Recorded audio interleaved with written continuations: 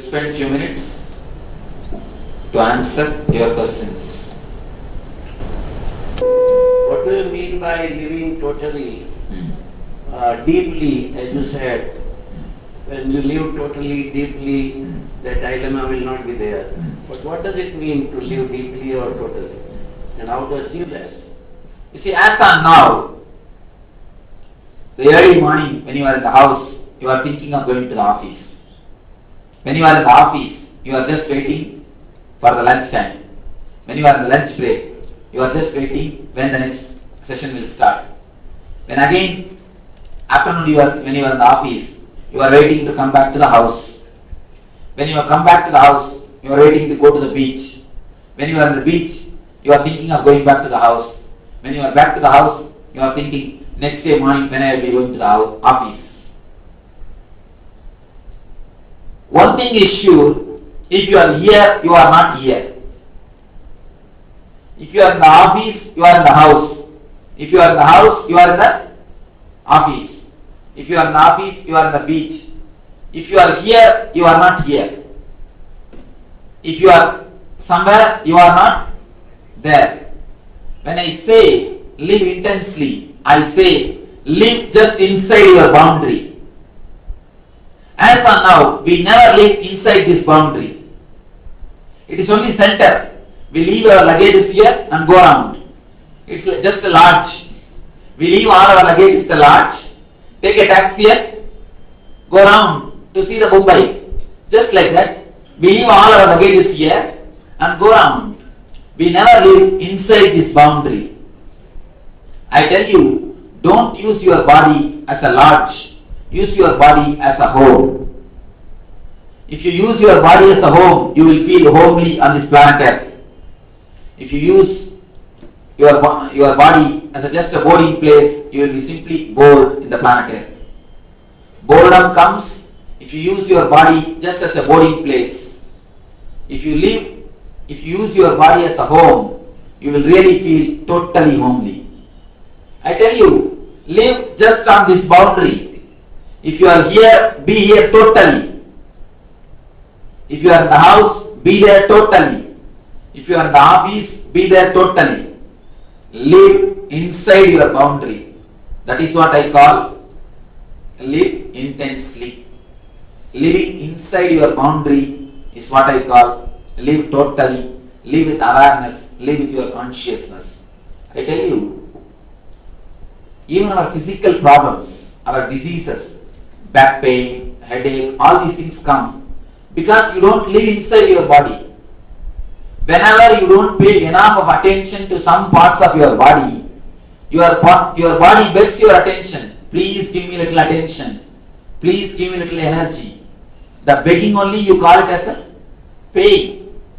When you sit, if you are aware, if your body is uncomfortable, immediately the message comes to you, you make yourself comfortable. But if you are not aware, you are just thinking of something else. Even if your body is in an uncomfortable position, you will not understand. After 1 hour only you realize the whole body has become numb. You are under the trouble. Even your physical pains, even your physical troubles are mainly caused to you because you don't live inside your boundary. When I say live intensely, I mean live inside your boundary. That's all. Enlightenment is possible through meditation or efforts, or it comes without any efforts? A small story. A guy went to purchase a ticket, lottery ticket for 2 rupees. He purchased the lottery ticket and got 2 crore in lottery. Whether he got the lottery because of his effort or as a gift, tell me.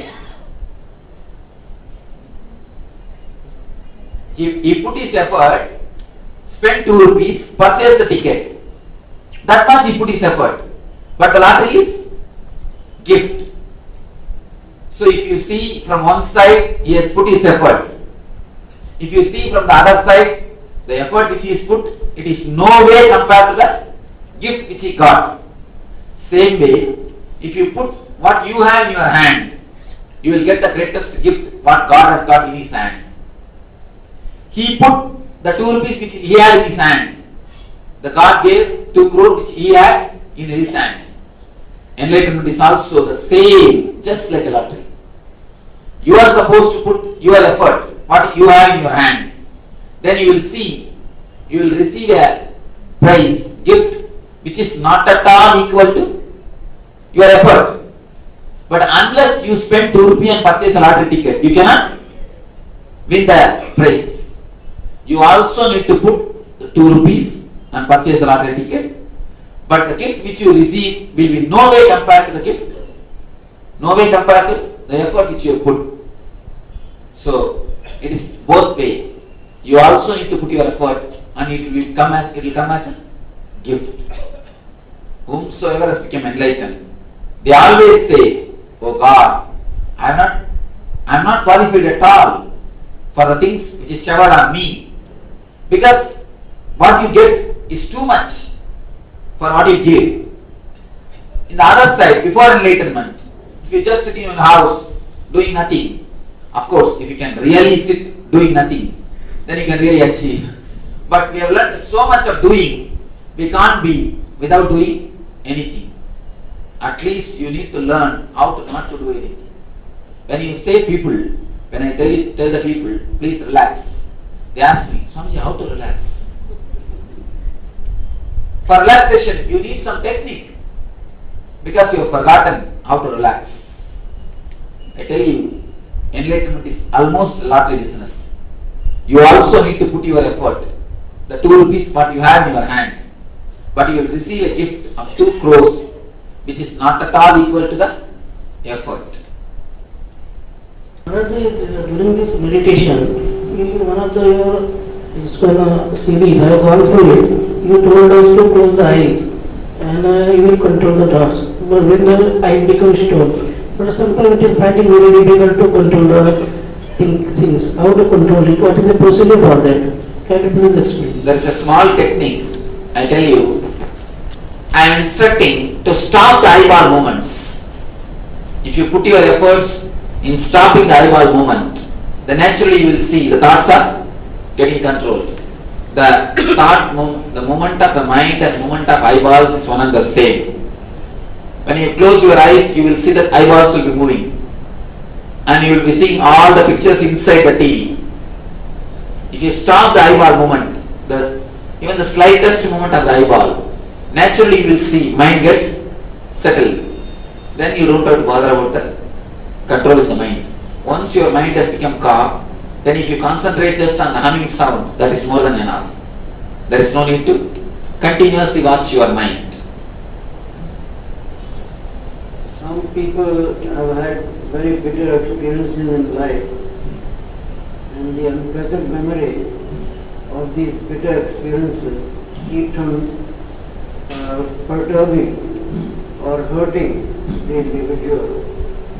And he may try to control his mind and not to react to these emotions. But he is overwhelmed. The emotions are so powerful. Even in spite of making the mind calm, one cannot be free from this pain. So how to be free from this pain? First thing, you said, because you have experienced so much in the life, the weight has become too much. I tell you, because you have not experienced anything in the life, the weight has become too much. If you really experience any emotion, any mood, it will never be a weight, it will never be a hangover. If you don't experience totally, if you are half, only then it remains as hangover. Every emotion, every thought, every desire has got their own power, their own strength to pull you back to fulfill it. If you have the desire to enjoy it sweet, you are not enjoying totally, you enjoy only half. The desire will have the power, will have the capacity to pull you back to enjoy the same sweet till the thought is totally satisfied. The pull is what I call karma. Anything which you have not enjoyed totally, anything which you have not tasted totally, anything which you have not experienced totally, pulls you back to fulfill itself, because you are total fulfillment. Your very basic nature is a total fulfillment. You are Nitya Tripta. So there cannot be anything inside you which is not fulfilled. You are just made, you are pulled to fulfill it. I tell you, your past emotions are also just unfulfilled things. If you really fulfilled them, you will never have hangover. You will never have so much of pain, so much of burden. The best technique, the Tantra gives a beautiful technique. There is a technique in the Vijnana Tantra. They say, go back and relive whatever hangover is there, whatever situations are haunting you, whatever situations are just coming out in your mind, you are suppressing them. Don't suppress them, let them come out. Just relive them, not only as a memory, with full of feelings. Relive them. Reliving is relieving. Reliving is the key for relieving. I tell you, go into the emotions which you are continuously suppressing. Go into the memories which you don't want them to come up. Go into those memories deeply. Go into the emotions deeply. You will see, instead of they becoming a hangover, or instead of they becoming a weight on you, you will be totally be free from the emotions. You will totally be free from the past. This will totally free you from the past hangovers. What do you mean really? Really, just sit at least for an hour.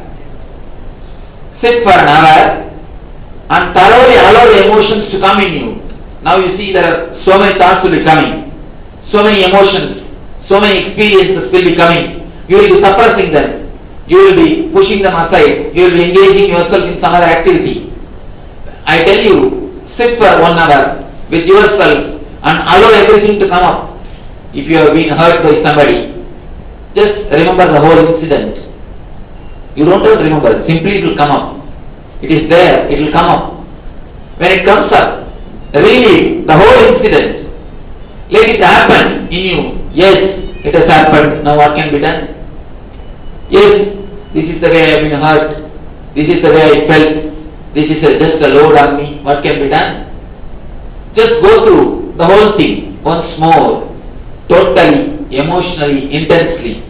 You will see the reliving will be a relieving. The hangover will be relieved. Because the karma, which is not fully enjoyed, which is not fulfilled, will be fulfilled by your reliving. The Tantra gives this as a meditation technique.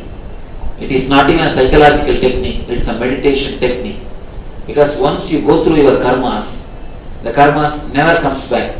There will be memory, but the emotions will not be attached to the memory. There will be a chitta, but there will be no attachment towards you and the chitta. Chitta means memory. The memory will be there, but it will not pull you or push you from your balance. That means don't react to it. Yes. Let it come up, let it raise in you and subside. Don't react. Watch raising and subsiding. I am happy that I am here to listen to a unique soul who has dedicated his life to elevating everybody to a blissful state, to an enlightened level. And one of the things which you have been doing in your life, which is pleasing to the entire world, is to heal people. Please tell us the exact things that you do to heal people. What happens within you and within the person when you do that healing? I want to go out of here as a healer. Thank you. This is the usual question I face. Everywhere people ask me, Swamiji, what mantra you repeat? What technique you use? What is the secret you are healing? What you do exactly to heal the people? I tell you my honest answer, I don't do anything. Deeply I am absent. Totally I am absent. When I put my hand, when I heal the people, I am not there. Simply I relax. When the sun rises, lotus blooms by itself. Sun doesn't have to go to open the lotus. The very presence of the sun opens the lotus. The same way, when I switch off myself, the very presence heals. The problem is, in your mind, you are not able to switch it off. When you become a hollow bamboo, divine uses you as a flute. When I heal, I don't do anything, I just relax. I just relax into myself. That's the only thing which I do. When you relax, automatically your energy radiates. Even in our healing system, our healers are requested never to make a sankalpa, let this person be healed. Our healers never pray, let the healing be healed. No. They always tell, what is good, let it happen. Even our healers, they never tell what is good, let it happen. They never tell, let it be healed. They just put their hand, and in our healing system, we don't even bother about the patient. When a person puts his hand, he just goes into his meditation. He just relaxes, that's all. We have more than 10 healers in Bombay. I'll tell them to read the healers list. We have more than 10 healers. What they exactly do? Of course, we have 700 healers around the world. Every day, minimum 3,000 people are touched by our healers. So many thousands are getting healed. What exactly we do at the time of healing? They just put their hand and go into the meditation. Over. They just fall into the meditation. Meditation automatically radiates the energy. The energy automatically heals the people. They don't even bother who is the patient and what is the problem. Many people come to me and ask, Swamiji, what are the diseases you can heal? I tell them, the disease which you can name and the diseases which you can't name, everything can be healed. Because we don't bother what is the disease or what is the thing. We know only one thing, the energy is radiated and the energy takes care of everything. Because energy is intelligence. Power plus intelligence is energy. Energy is intelligent by itself. So energy knows what has to be done. Energy minus intelligence is power. Power plus intelligence is energy. So energy is not simple power. It is intelligence also. So energy knows what has to be done. We do only one thing, we relax and let the energy take its own course. So when we heal, I just switch off the mind. I lose the idea that my boundary ends here, the other person starts there.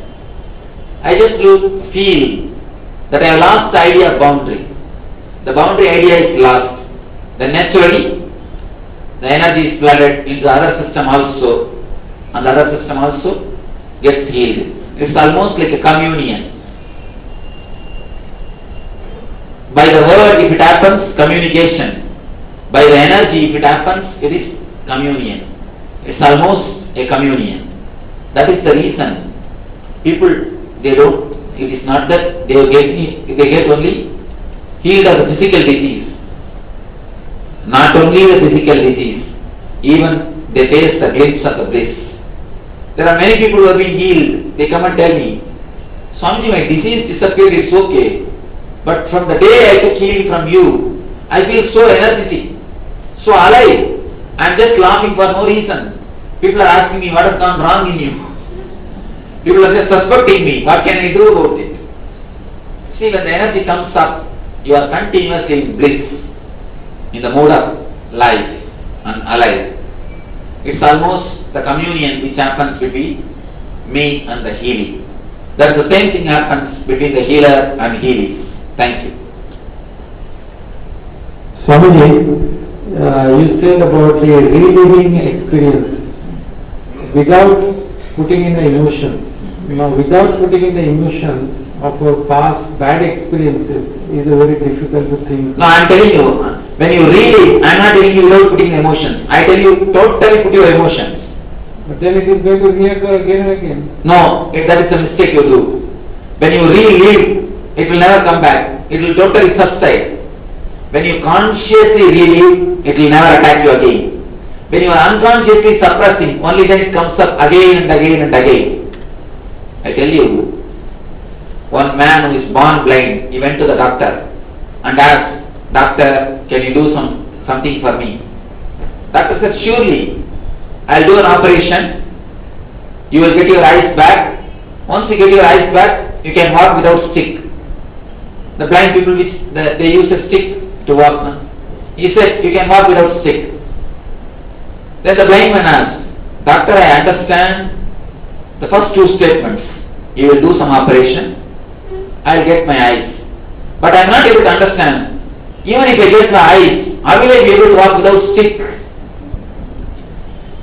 Because of long association, he thought stick is also part of him. He thinks even if he get the eyes, he will not be able to walk without the stick. This person cannot be intellectually convinced. Only when he gets the eyes, he will be able to understand he can walk without the stick. Only when you do it at least 2-3 times this meditation, you will understand the reliving is relieving.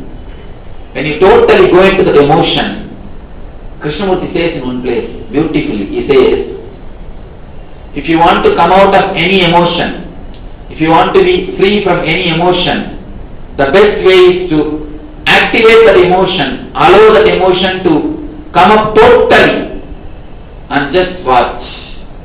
Don't follow. Don't allow your senses to follow that emotion and neither suppress them. Allow them to come up to its peak and just watch them. That's the best way to get rid of any emotion. That's the best way to get rid of the past emotion also. Thank you. Swamiji, regarding this meditation and healing, you said that when you give the healing, you just relax. That means you are in the meditation. Yes. Right? Now, so what is the difference between the meditation and healing? You see, when I am in the meditation, I am in the meditation. When the energy pours in somebody else, it is a healing. I tell you, the Atma Shakti, when it expresses through my head, it is an intelligence. When it expresses through the heart, it's a compassion. When it expresses through the being, it's an energy. When it is not expressing, when it is there as it is bliss. It's like a moving snake and the stagnant snake. The snake is just resting, it's a meditation. If it is moving, it's a healing. When the energy is, when I am relaxing, when I am in that state, it's meditation. When that meditation energy is pouring, is entering into somebody else, what happens is healing. I can tell, meditation is the cause, healing is the effect. Healing is the side effect of meditation. Healing is the positive side effect of meditation. Healing is the byproduct of meditation. Meditation is a sun, healing is a grace. Swamiji, you said the life is about total fulfillment of desires. And then you said we should live the life from freedom of senses. Are these two things, I'm getting confused between the two things. One thing, when you are really free from the senses, only then you will have the total energy to fulfill all your desires. A small example, as on now, if you have 100% energy, 80% is spent just in desiring. Only 20% is spent in fulfilling. If you change, only 20% will be spent in desiring and 80% will be spent in fulfilling. It's like you have two things, Ichcha Shakti and Kriya Shakti. Ichcha Shakti is the capacity to desire. Kriya Shakti is the fulfillment, the energy to fulfill the desires.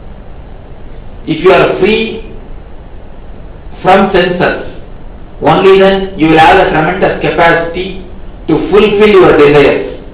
If you are caught up in the senses, you can never have the energy to fulfill your desires. First thing, now as and now, your energies are spent only in Ichcha Shakti. You don't have energy to spend in Kriya Shakti. If your Jnana Shakti awakens, the shift will totally change. You will spend only 20% in the Ichcha Shakti. Your desires will be reduced automatically. The number of desires will be reduced and the power to fulfill them will increase. So naturally, you will have the freedom from senses and fulfillment of desires. Freedom from senses and fulfillment of desires are very closely related. If you don't have freedom from senses, you will have thousands of desires and very little energy left to fulfill the desires. You will not be able to match, you will not be able to cope up with your desires. It will be just a rat race. Once you are free from senses, then you will understand so much of energy is left.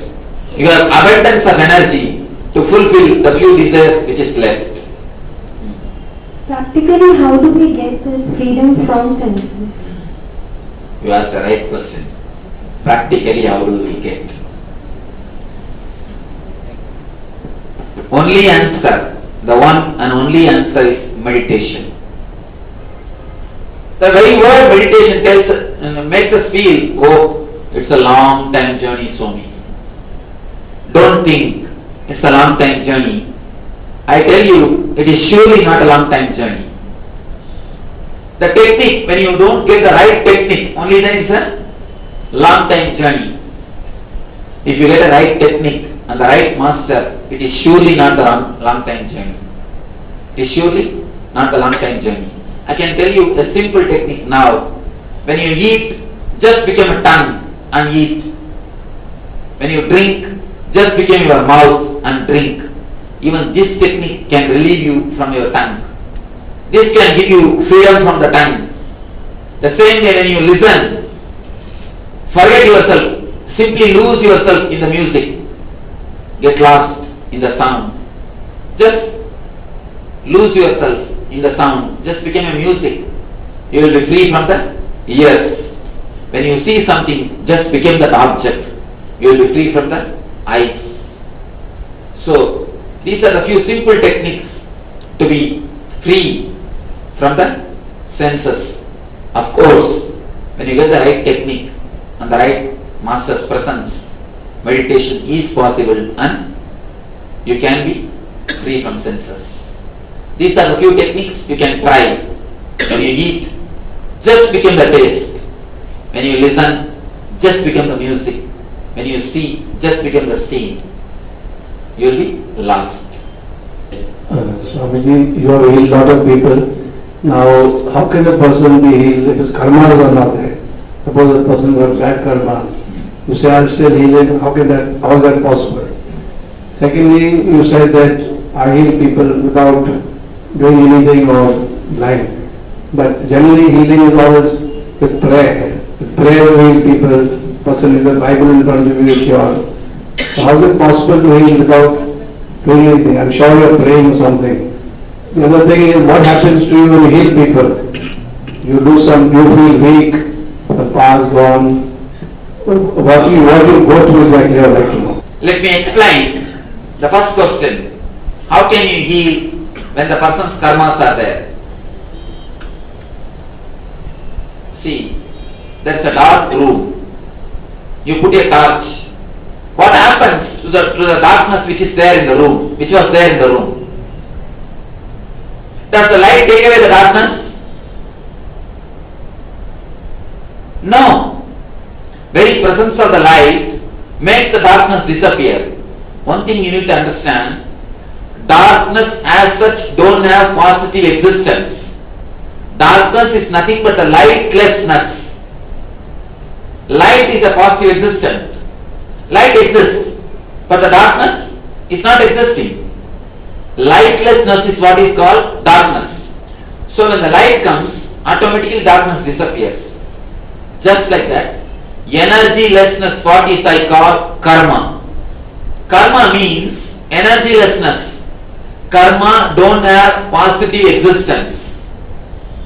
When the light is brought for the darkness to disappear, when the light is brought, there is no need, light should go and eat the darkness. No. Just the very presence of the light will take away the darkness. Just like that, when the energy is given, the very energy takes away the karma. There is no need for the energy to eat the karma. There is no need for me to take the karma on me. Understand? Karma is nothing but a lightlessness, energylessness. Energylessness is what is called karma. So when the energy is given, there is no need for me to take that karma. That's the first thing. Next thing, he says, only by prayer people heal. How can you heal without the thoughts, without the prayer? See, if you heal by prayer, the energy comes only from the mental level, mental layer. Based on the intensity of the prayer, the healing will happen. If you heal through the Atma Shakti, through the energy of no mind, you will see the divine itself will be healing. Divine itself will be healing. There are two layers. Energy from mind level, energy from no mind level. Mano Shakti and Atma Shakti. To release the Mano Shakti, you need to pray intensely. To release the Atma Shakti, you need to relax totally. Our healing is based on Atma Shakti, not on Mano Shakti. If it is based on Mano Shakti, you have to take their karma. You are in their level. If you have to use Atma Shakti, only then there is no need to bother about karma, because karma simply gets washed away. Light is flooded. When the light is flooded, darkness simply disappears. There is no darkness. You can see. Here is a light. Backside the fan, there is a darkness. The darkness is nothing but the lightlessness. The moment light is turned towards that side, darkness disappears. It is not that light went there and started eating the darkness. No. Just the presence of the light makes the darkness to disappear. The same way, just the presence of the energy makes the karma disappear. The lightlessness is what is called darkness. Energylessness is what is called karma. So, there is no need for a master to work on the karma. Just the energy takes away the karma, releases the karma. And to release the mental energy only you need prayer. To release the spiritual energy, you need to relax into it. The third question. What's your third question? What happens to you? What happens to me when I heal? Physically? Do I become weak? Do I become tired? I tell you honestly, I became regenerated. I became regenerated because I am not giving my energy. In those moments, I just became a channel for the energy. So energy just flows through me to that person. So what happens? I am also regenerated. Not only me, even our healers are telling, there's a healer in Bangalore. She says, Swamiji, by evening 6 o'clock, I am totally tired. And when I come back from office, I get headache and I am tired. The first thing I do is, I catch somebody. If the people say I am alright also, I catch them and start healing them. Because once I heal 2-3 people, I am totally regenerated. The energy flows through me. She says, even if my kids say I am alright, I make them lie down and start healing them, Swamiji. Because I feel totally regenerated. Not only me, even our healers say, after every patient, they feel more regenerated. Because the energy is flowing through them. It's like a win-win policy. It is not like somebody is winning, somebody is losing. It is both win in this game. In the other healing systems, you have to earn and spend. In our healing system, already the God has earned enough. Our father's property is there. Only thing we have to spend. We will have to let the energy to work through us. Just we have to become hollow bamboo, relax. Then you will see the energy simply flows through you to the other person. Not only he is healed, you are regenerated. In my life, I can see after every patient, not only the energy flow becomes more, not only I became regenerated, even in the case of healers, after every patient they get regenerated. In other systems, after every patient the energy flow will be reduced. In our healing system, after every patient the energy flow becomes more. In our healing system, not only the person gets heals, I also get regenerated.